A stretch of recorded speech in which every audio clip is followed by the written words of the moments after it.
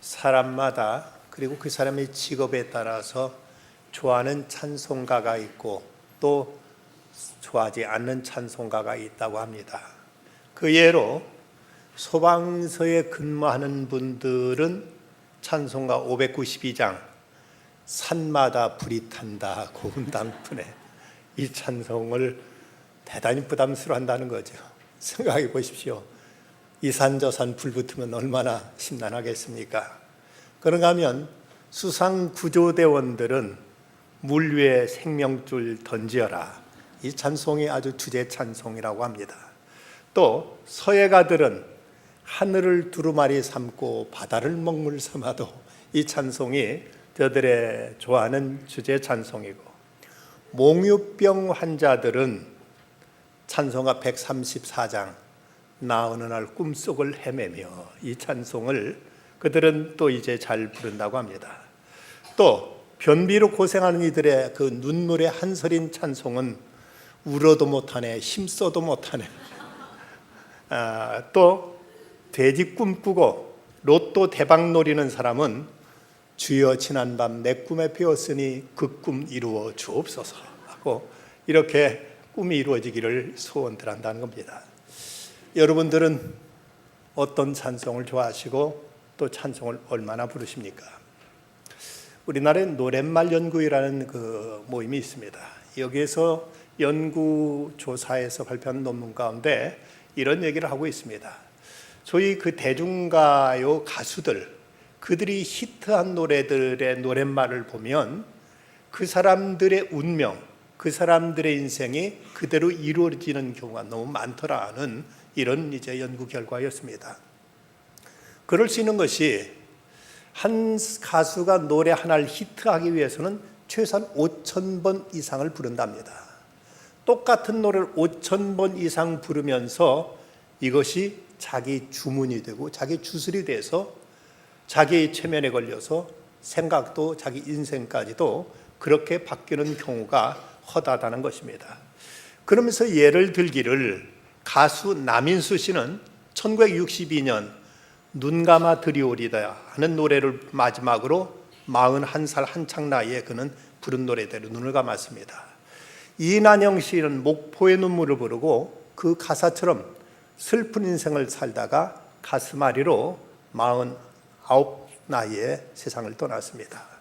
차중락 씨는 낙엽 따라 가버린 사랑을 부르고는 찬바람이 부는 1968년 가을, 그의 나이 29살의 나이에 뇌에 염증이 생겨서 낙엽을 따라 가버렸다고 합니다. 가수 김정우 씨는 간다 간다 나는 간다라는 님의 노래를 부르고 33살 젊은 나이에 정말로 가버렸고, 영시의 이별 마지막 시를 부른 배호 씨는 29살 나이에 세상을 떠나고 말았다는 것입니다. 그런데 가수 남진 씨는 저 푸른 초원 위에 그림 같은 집을 짓고 이 노래를 불렀는데, 그가 이 노래를 부른 덕인지 예수 믿고 장로님까지 됐다고 합니다. 그런가 하면 또 가수 송대관 씨는 쨍하고 해 뜰 날을 불렀는데 아직도 해가 지지 않고 있다고 사람들은 그렇게 전하고 있습니다.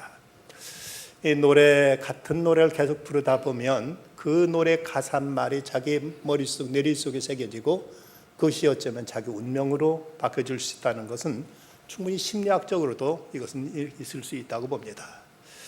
고훈 목사님이 쓴 목회의 일기라는 책에는 이런 사건을, 실화를 소개하고 있습니다. 기억 안 하면 더 좋을 광주 민주화 항쟁 때 사복을 입고 정보 군인으로 학생 진압차 차출됐던 전도사가 대학생 5명에게 붙들렸다. 너 군인이지? 하는 질문에 살고 싶어서 아니라고 거짓말을 하고 말았다. 손 들린 후 몸수색 당한 이 품에서 나온 군인 권총. 군인은 학생을 죽이고 학생은 군인을 죽이던 무서웠던 세상. 죽음의 앞자리로 앞서고 뒤에서 겨누고 있던 5개의 분노의 총구.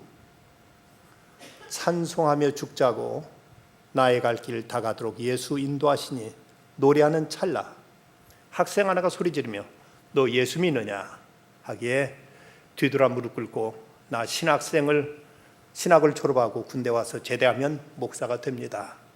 윗사람 가라고 해서 할 수 없이 왔습니다. 손이 발이 되도록 부끄러운 줄도 모르고 빌었다. 크리스천 학생이었는지 발로 참여 욕까지 하면서 가라 하기에 살아날 수 있었다. 개조금 당할 목숨 찬송에 살려주었다. 우리의 생명, 우리가 무슨 노래를 부르냐에 따라서 이 노래가 우리를 살리기도 하고 때로는 죽음으로 몰아가기도 하는 것입니다. 오늘 구약의 말씀 욥기는 고난에 대한 책입니다. 동방의 의인이었던 욥이 그 많은 재산과 행복했던 가정이 순식간에 모든 것이 다 날아가 버리고 맙니다. 그 엄청났던 재산들, 강도떼들이 와가지고 모든 걸 다 약탈하고 불살라 버림으로써 그는 순식간에 알거지가 되었습니다. 10명이나 되는 그 귀한 자식들 다 형제간에 의좋게 잘 지냈는데 큰아들 집에서 다 모여서 잔치하다가 갑자기 몰아친 그 태풍에 그만 집이 무너져서 자식들 모두 다 이제 개죽음 당하고 말았습니다. 이렇게 놀라고 엄청난 참변이 당했는데도 그는 고백하기를 내가 못해서 알몸으로 나와 싸운즉 또한 알몸으로 그리로 돌아가올지라 주시니도 여호와시오 거두시니도 여호와시오니 여호와 이름을 찬송받으실지로다 하고 이렇게 고백합니다. 자기 잘못으로 당한 고난까지도 부모 탓하고 조상 탓하고 하늘 탓하는 세상인데 그는 이렇게 억울하고 끔찍한 일을 당하고서도 그는 오히려 하나님을 찬송했습니다. 그런데 이제 그에게 건강에 고통이 찾아오고 자기를 실컷 위로하겠다고 찾아왔던 친구들이 그에게 내가 뭔가 죄가 있어 이런 일을 당하지 아무 이유 없이 이런 일을 당할 리가 있느냐 하면서 그를 죄인으로 몰아가자 그의 마음속에 그동안은 믿음으로 견뎠고 찬송하면서 이겨냈던 그가 점점 하나님께 대한 신뢰가 무너져가면서 원망이 나오고 불평이 나오기 시작합니다. 그러자 그는 먼저 자기 생을 저주하고 죽기를 소원하고 있습니다. 욥기 3장 1절 5절 말씀 보면 그 후에 욥이 입을 열어 자기 생일을 저주하니라. 욥이 입을 열어 이르되 내가 내 날이 멸망하였더라면 사내 아이를 베었다 하던 그 밤도 그리하였더라면 그날이 깜깜하였더라면 하나님 위에서 돌보지 아니하셨더라면 빛도 그날이 비추지 않았더라면 어둠과 죽음의 그늘이 그날을 자기 것이라 주장하였더라면 구름이 그 위에 덮였더라면 흑암이 그날을 덮었더라면 하면서 자기가 세상에 태어난 그 자체를 그는 오히려 한스러워하고 그는 죽기를 소원하고 있습니다. 그런가 하면 그 죄를 이 욥이 당한 그 고난이 죄 때문이라고 정죄하는 그 친구들을 향하여 이렇게 그는 책망하고 있습니다. 너희가 내 마음을 괴롭히며 말로 나를 짓부수기를 어느 때까지 하겠느냐. 너희가 10번이나 나를 학대하고도 부끄러워하지 아니하는구나. 이제 욥의 친구 엘리바스, 빌다, 소발 등의 욥을 위로했지만 그 불평하는 소리를 듣고는 무엇인가 내가 죄가 있어 이런 일 당하는 것이 아니하냐고 말하니까 그래도 지금까지 자기 자존심, 자기 명예, 지금까지 깨끗하게 살아왔던 그 자긍심 하나 가지고 버텼는데 자기를 이 죄인으로 몰아간 친구들에서 그는 한없이 섭섭한 마음으로 이렇게 그들을 책망하고 있습니다. 그런가 하면 욥은 이런 자기를 이런 고통에 몰아넣으신 하나님을 향하여 원망하며 섭섭한 감정을 토로하기에 이르게 됩니다. 욥기 27장 2절로 4절 말씀 가운데 보면 7장 11절 말씀에 먼저 보면 그런즉 내가 내 입을 금하지 아니하고 내 영혼의 아픔 때문에 말하며 내 마음의 괴로움 때문에 불평하리라. 나의 정당함을 물리치신 하나님, 나의 영혼을 괴롭게 하신 전능자의 사심을 두고 맹세하노니 나의 호흡이 아직 내 속에 완전히 있고 하나님의 숨결이 아직도 내 코에 있느니라. 결코 내 입술이 불의를 말하지 아니하며 내 혀가 거짓을 말하지 아니하리라. 그는 처음에는 이렇게 나름대로 믿음을 지켰지만 그러나 자기 고난이 길어지고 친구들조차도 자기를 정죄하게 이르니까 이때는 점점 하나님을 향하여 원망하고 하나님 앞에 자기의 불편한 심중을 이렇게 털어놓고 있습니다. 사람이 부모에 대해서도 효도를 다하다가도 부모의 병이 길어지다 보면 이제 긴 병에 효자 없다고 이 욥도 처음에는 그토록 순결하게 믿음을 지켰지만 그 고난이 점점 심해지자 그는 이렇게 하나님을 향해 원망과 불평을 쏟아놓기까지 이르게 됩니다. 우리나라 유명한 여류 작가인 박완서 씨가 자기 남편이 죽었을 때만 해도 반야심경을 해설한 테이프를 들으면서 마음의 위로를 얻었다고 합니다. 그런데 그의 아들이 죽자 그녀는 그러지 못했습니다. 가톨릭 신자였던 그녀는 아들의 생명을 빼앗아간 그 신에 대해서 말할 수 없는 분노를 느끼며 그의 책 한 말씀만 하옵소서에서 이렇게 그는 이제 말하고 있습니다. 그저 만만한 것은 신이었다. 온종일 신을 죽였다. 죽이고 또 죽이고 100번 고쳐 죽여도 죽일 여지가 남아있는 신. 증오의 마지막 극치의 살이, 내 살이를 위해서도 당신은 있어야 돼. 나는 신의 생사를 관장하는 방법이 도저히 동의할 수 없었고 특히 그 종잡을 수 없음과 순서 없음에 대해서는 아무리 분노하고 비웃어도 성이 차지 않지만 또한 그런 거로 그분을 덧돌이고 싶지 않았다. 난 오직 그분만이 생사를 관장하고 있다고 신의 권위를 믿고 있었고 불쌍하게도 깊이 공부하고 있었다. 그는 그리고 나서 한참이 지난 후에야 그분의 전능하심 앞에 무릎을 꿇었고 그리고 결국 이렇게 고백합니다. 제 자신의 경우 고통은 극복되지 않았지만 고통과 더불어 살 수 있게는 되었습니다 하고 그는 받아들이게 됩니다. 욥이 이렇게 불평에 사로잡혀 있고 원망할 때 그에게 나중에 엘리후라는 젊은이가 찾아와서 그에게 책망과 함께 권면의 말을 하고 있습니다. 엘리후의 그 권면의 말이 오늘 본문에 나타난 말씀인데 먼저 함부로 화를 내거나 하나님의 징책에 대해서 대적하지 말라고 이렇게 권하고 있습니다. 그대는 분노하지 않도록 조심하라고 말하고 있습니다. 욥은 이 모든 걸 다 송두리째 다 잃어버렸을 때 그는 처음에는 참고 견뎠지만 이제는 더 이상 견딜 수 없는 이런 처지에서 그는 하나님을 원망하고 대적하면서 불순한 입술이 그에게 나오게 되는 것입니다. 이제 욥은 그 참을 수 없는 자기의 명예까지도 자기의 의로움까지도 친구들로부터 짓밟혔을 때 그는 더 이상 견디지 못하고 그에게 이런저런 악담이 쏟아져 나오고 있습니다. 욥은 하나님의 징책을 항의합니다. 주께 어찌하여 얼굴을 가리시고 나를 주의 원수로 여기시나이까. 이에 대해서 엘리후는 이렇게 그에게 타이르고 있습니다. 마음이 들든 들지 않든 이 고통 속에 하나님의 지혜가 있고 자비가 있고 하나님의 섭리가 있다. 그것을 알아야 된다.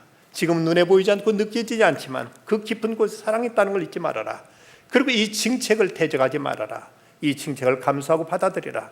한번 죄를 범하면 그것을 대속하기가 얼마나 어려운 줄 아느냐 하면서 함부로 불경하게 하나님을 원망하고 대적하는 말을 삼가라고 이렇게 권면하고 있습니다. 당대의 절세 미인이었고 아빌라의 성녀였던 테레사 성녀가 그녀는 야고보 사도와 함께 스페인의 수호 성인으로 이렇게 추앙받고 있는 사람입니다.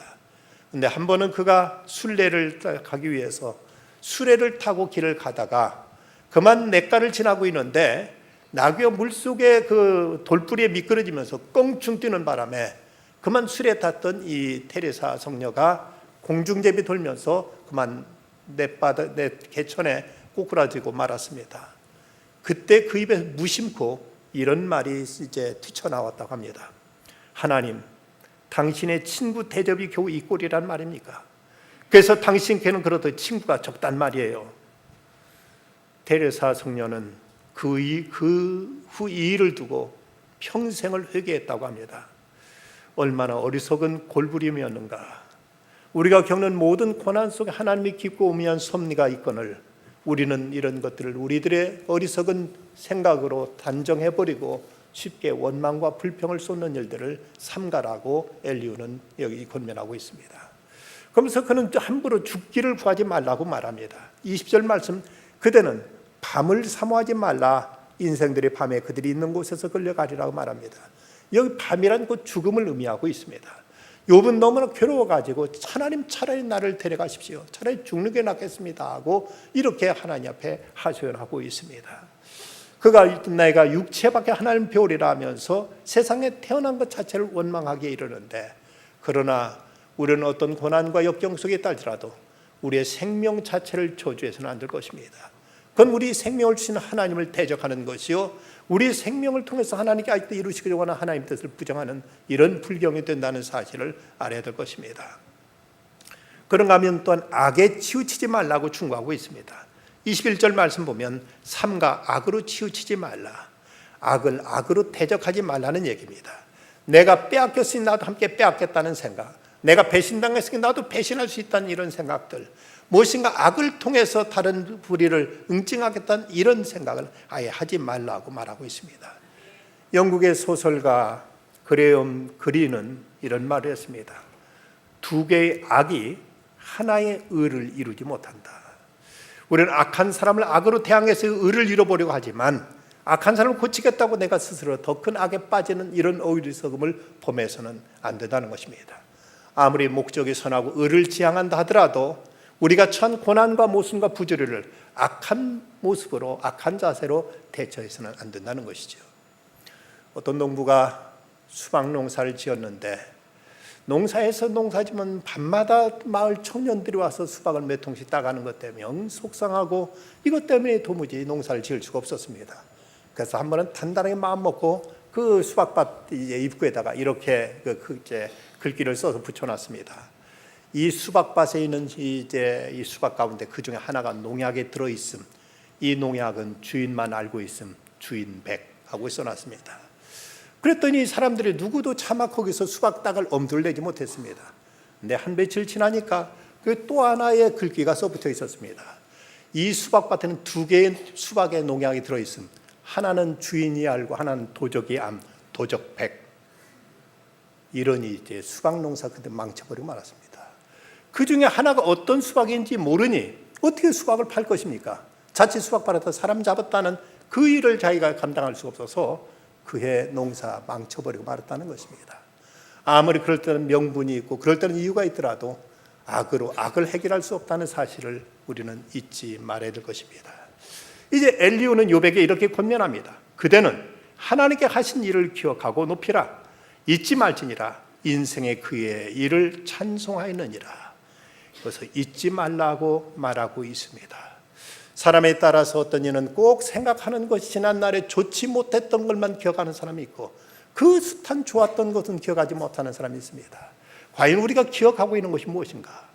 자식을 키워봐도 어떤 자식은 부모도 잊어버린 일을 가지고 참 부모님이 그때 그렇게 해주셨어요. 그때 내내 그걸 고마워하고 여기에 대해서 감사하고 효도하는 자식이 있는가 하면 어떤 자식은 전혀 생각지도 않는 일을 가지고 그 속상했던 일 부모가 나한테 해중해 보이느냐 하면서 옛날에 한 번 뭔가 좋지 않았던 그걸 두고두고 되뇌이는 이런 자식도 있습니다. 여러분 기억 속에는 무엇이 지금 남아있고 어떤 것을 여러분 잊어버리고 있습니까? 여기서 이제 엘리후가 욥에게 잊지 말라고 하는 것은 먼저 하나님을 잊지 말라는 것입니다. 하나님의 하신 일을 잊지 말라, 하나님의 일 먼저 잊지 말라는 이런 얘기가 됩니다.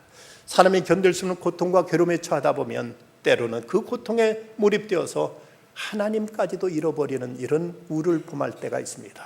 앞이 막히고 옆이 막히고 꽉꽉 막힌 이런 시제 궁지에 몰렸어도 우리는 눈을 들어서 저 위에 계신 하나님을 바라볼 수 있어야 됩니다.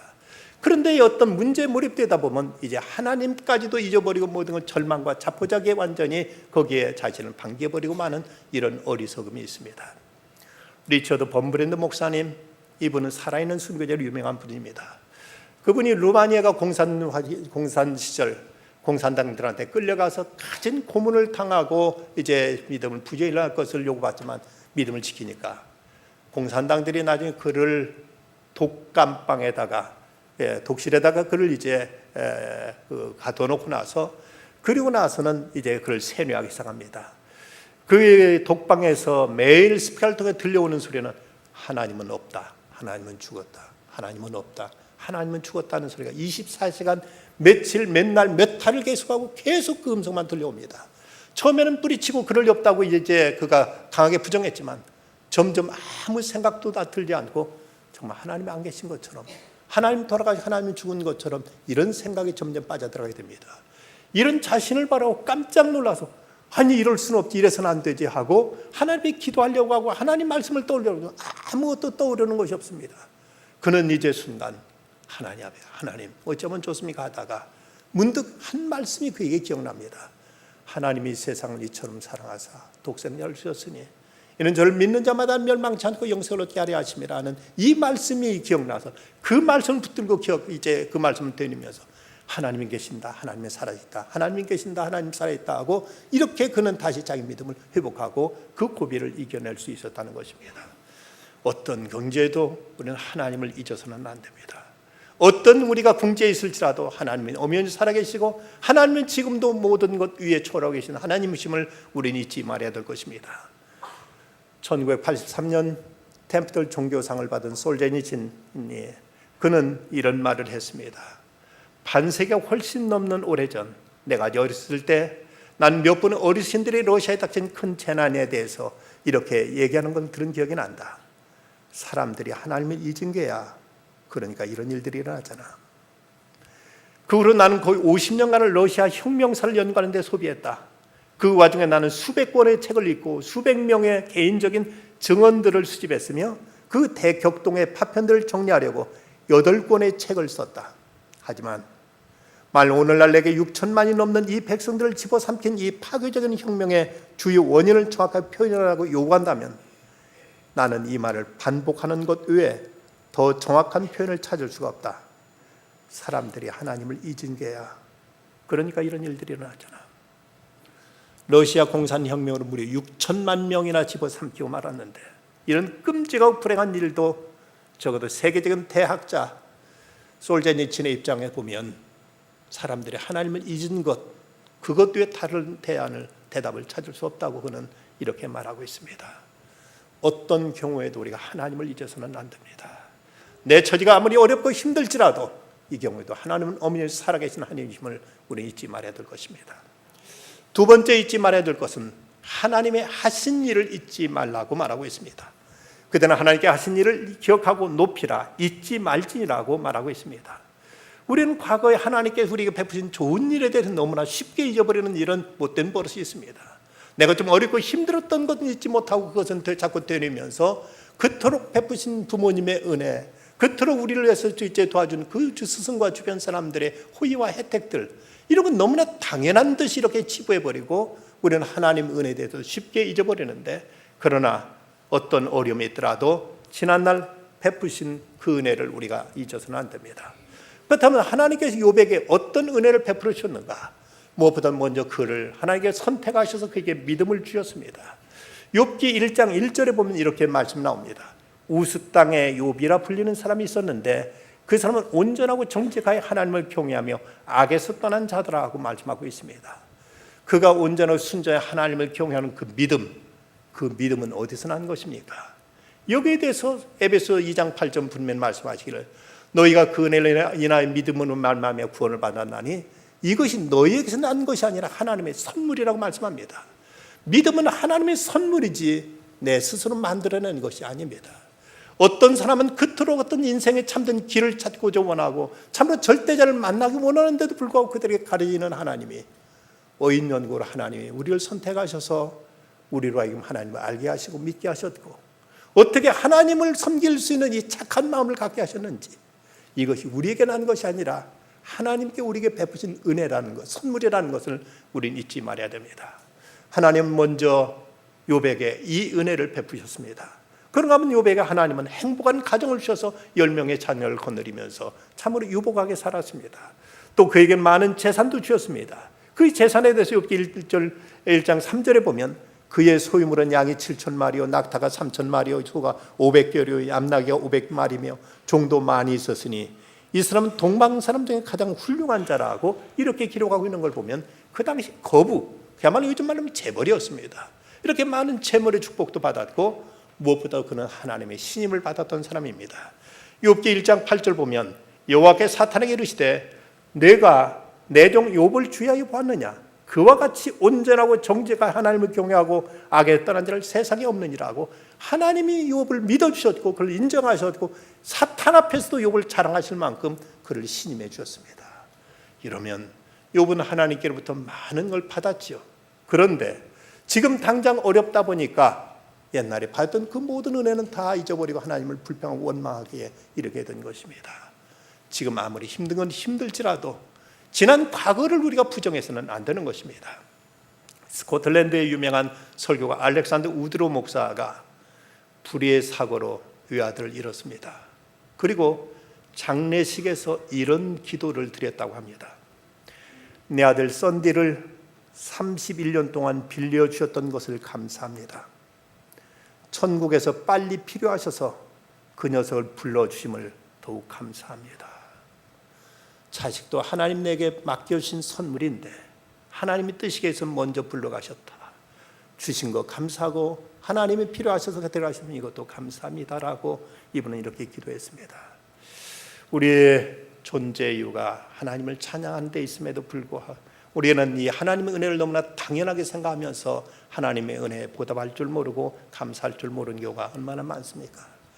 지금 우리나라 경제가 좀 어렵다고 사람들은 당장 못 살 것처럼 생각하지만 여러분, 우리나라 지난 단군 이래 5,000년 역사 속에 먹을 것 지금만큼 배불리 먹었던 때는 한시도 없었습니다. 늘 굶주림 속에 시달렸던 이 민족입니다. 그런데 지금은 너무 많이 먹어서 비만에 걸릴까 걱정하고 고지혈, 고혈압 걸릴까 이거 걱정할 만큼 사람들 잘 살고 있습니다. 우리가 동남아나 외국만 나가봐도 서양을 가봐도 그렇습니다. 한국 사람처럼 옷 잘 입고 사는 나라가 별로 없습니다. 우리는 뭐니 해도 지금 잘 살고 있는 셈입니다. 당장 지금 어려울지라도 이만큼 베푸신 은혜를 생각하면서 우리는 감사할 줄 알아야 되는 것입니다. 그런가 하면 세 번째 그가 잊지 말라고 하는 것은 하나님 찬송하기를 잊지 말라고 말씀합니다. 이 백성은 내가 나를 위하여 지었나니 나의 찬송을 부르게 하려 함이라. 우리의 존재 이유가 하나님을 찬송하는 데 있다면 우리는 어떤 경우에도 하나님 찬송하는 일을 멈춰서는 안 됩니다. 우리가 찬송을 그친다면 이미 우리는 존재 이유를 상실해버리고 많은 셈이 되기 때문입니다. 찬양은 바라는 어떤 조건이 갖춰져 나오는 조건 반사가 아니라 믿는 사람들이 절대적인 하나님의 은혜에 대한 하나님의 존재에 대한 반사요, 우리들의 거기에 대한 응답이요, 우리들의 고백이 되어야만 되는 것입니다. 깊은 깨달음이 있을 때는 어디에서든 감사할 수 있고 신앙을 바로 고백할 순간에는 어디서나 찬양할 수 있습니다. 찬송은 영혼 깊은 곳에 우러나오는 은혜에 대한 간증입니다. 그러므로 환경과 조건을 따질 것이 아니라 우리는 어떤 경우에도 먼저 찬송하고 볼 것입니다. 언젠가는 감사할 날이 오겠지, 언젠가는 찬송할 날이 오겠지 하고 생각하는 건 착각입니다. 기쁠 때 찬양하는 건 당연하지만 찬양할 때 기뻐하게 된다는 것도 우리는 잊지 말아야 될 것입니다. 사도 바울은 신라와 함께 그가 그 빌립보에서 귀신 들린 여자를 고쳐준 그것 때문에 오히려 그는 고소를 당해가지고 큰 매를 맞고 감옥에 갇힙니다. 원망스럽고 참으로 불평이 나올 상황인데도 그때도 그런 상황에서 하나님을 찬양했을 때 감옥문이 열리는 기적이 나타났던 것입니다. 우리는 무슨 좋은 일이 있으면 그때가 감사하고 찬양하겠다고 하지만 그러나 성경을 원래는 그렇지 않습니다. 감사할 수 없는 조건 속에도 하나님께 감사하고 찬양할 때 이런 곳에 하나님의 초월적인 역사, 하나님의 기적적인 역사가 이런 곳에 나타나게 된다는 것입니다. 워치먼 리는 말했습니다. 기도가 싸움이라면 찬양은 승리의 선포다. 우리가 진짜 영적인 싸움에서 승리하기를 원한다면 무엇보다도 찬송해야 될 것입니다. 저 경상북도 영덕 시찰 산하 청년연합회에서 찬미 초청 찬양 집회를 열었는데 모두 다 뜨겁게 손뼉 치면서 찬양의 집회 열기에 사로잡혀 있었습니다. 그런데 거기에 참석했던 한 젊은 청년이 다른 사람들은 모두 다 손뼉 치며 찬양하는 이 청년은 자꾸 자기 뺨을 때리는 겁니다. 저 사람 정신이 상자인가? 뭔가 무슨 문제가 자기를 학대하고 있는 건가? 아주 그 사람이 신경 쓰고 이상해서 자꾸 거기에 눈이 갔습니다.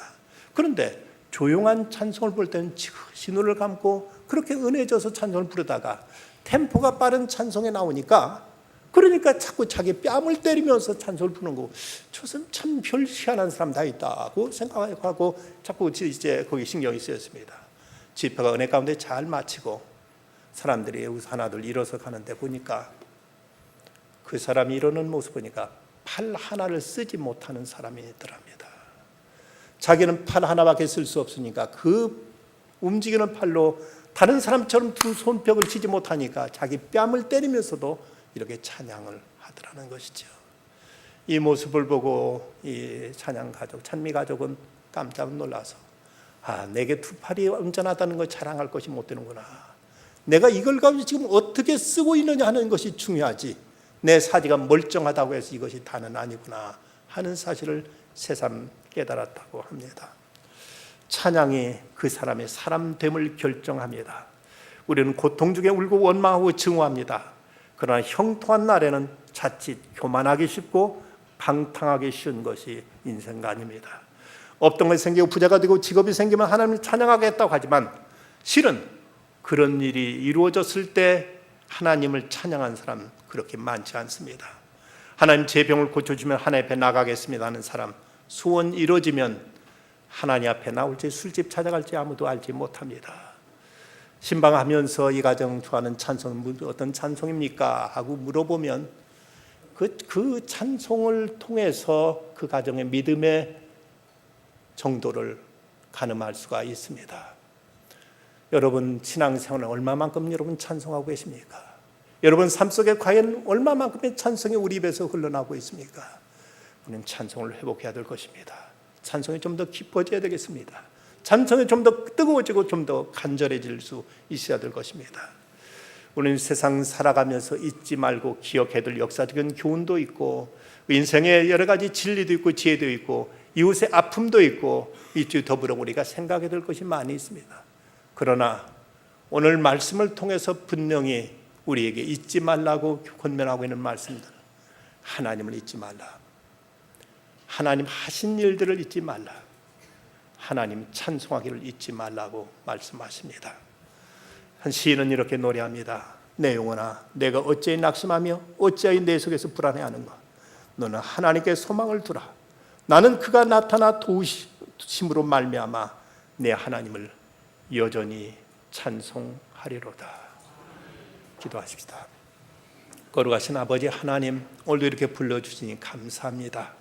아버지 앞에 예배할 수 있는 자리에 있게 하시고 예배할 수 있는 믿음 주시고 이만한 건강과 평안 주신 것도 또한 감사합니다. 그럼에도 하나님 저희들이 그동안 너무나 찬송을 소홀히 했고 하나님께 감사할 줄 몰랐습니다. 주여 저에게 주신 말씀 따라 이제 찬송하기를 잊지 않고 살아가는 저희들 되게 해 주시옵소서. 어느 때 어느 상황 속에 하나님을 기억하고 하나님이 하신 일들을 항상 생각하면서 늘 주 앞에 찬송 부르며 살아가는 중에 이 찬송으로 세상을 이겨나갈 수 있는 참된 믿음의 승리자들이 다 되게 하여 주시옵소서. 예수님의 이름으로 기도드리옵나이다. 아멘.